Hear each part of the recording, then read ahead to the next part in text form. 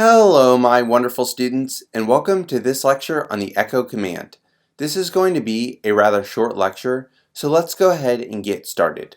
The echo command is a very simple command to use. You simply type in echo plus whatever phrase you want printed out to your command line interface. To demonstrate this, I will type in echo hello world and hit enter.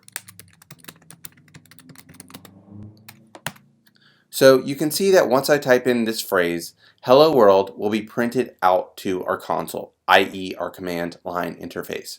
So when might this be a useful command?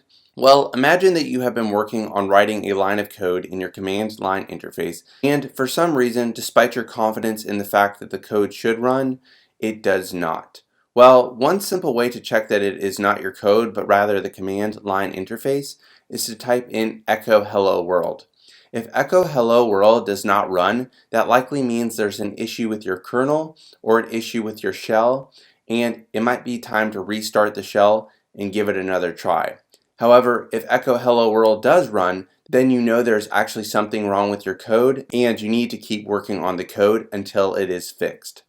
So echo is a super useful command. I use it quite often to check that there is an error with my code and not the kernel or shell, and it is one of the most useful commands that I have in my toolkit.